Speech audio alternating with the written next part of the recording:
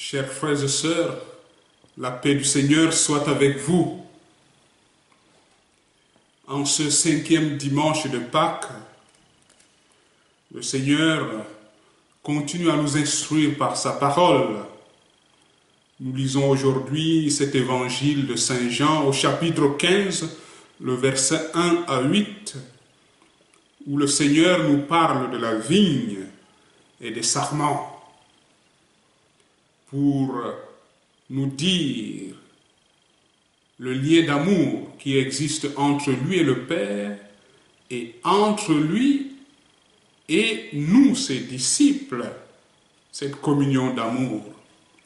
Jésus nous dit que le Père est comme un vigneron. Lui, il est la vigne et nous, les sarments. Nous connaissons bien que dans l'histoire du peuple juif, Dieu était considéré comme le vigneron et le peuple d'Israël la vigne.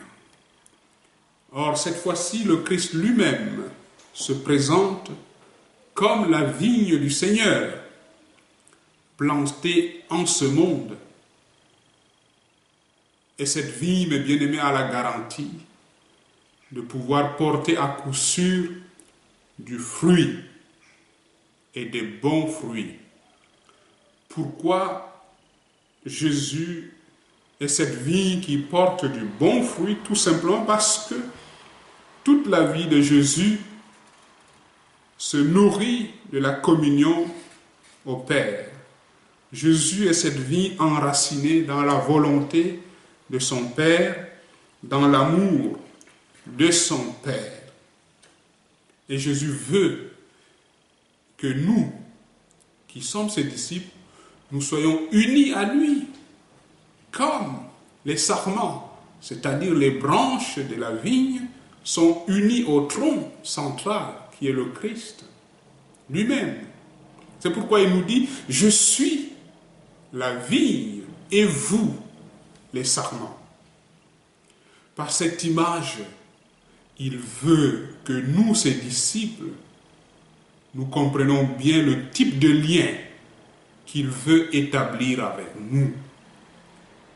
Le rapport si étroit qu'il veut avoir avec nous, à tel point qu'on ne forme qu'une seule et même chose avec le Seigneur. Faire avec lui corps, faire un seul corps. Nous savons bien que le sarment, en effet, ne vit et ne porte du fruit que s'il demeure attaché à la vigne. S'il se détache de la vigne, il se dessèche et meurt. Demeurer attaché à la vigne est donc essentiel pour les sarments. Demeurer connecté à Jésus, attaché à Jésus, est essentiel pour nous, ses disciples. C'est pourquoi Jésus continue, celui qui demeure en moi et en qui je demeure porte de fruits, car en dehors de moi, vous ne pouvez rien faire.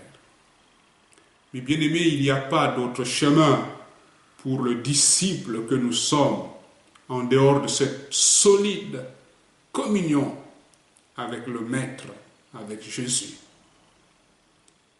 Et Jésus nous dit de quelle façon nous pouvons maintenir cette communion avec lui. Nous pouvons maintenir cette communion avec le Christ en demeurant avec lui. C'est-à-dire que le Christ soit le compagnon de notre vie, qu'il habite nos cœurs.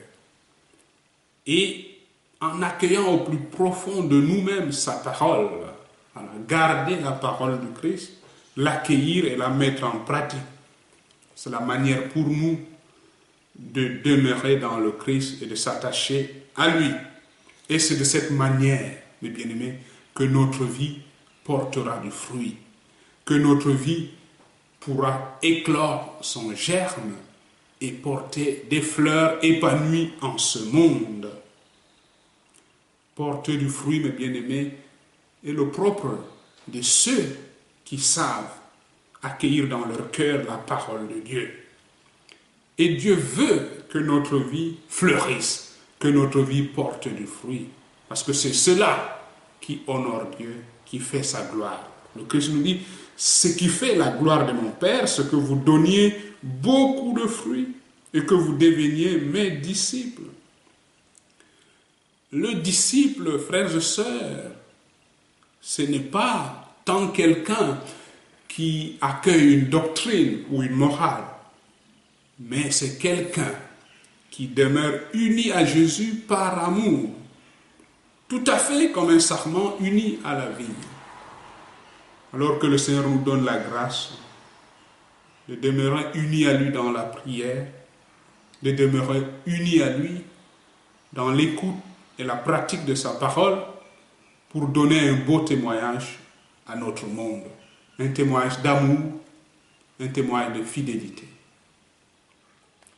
Père, unis-nous tous, Père, unis-nous tous, que le monde croie en ton amour, Père, unis-nous tous, Père, unis-nous tous, Père, unis-nous tous, que le monde croie en ton amour, Père, unis-nous tous.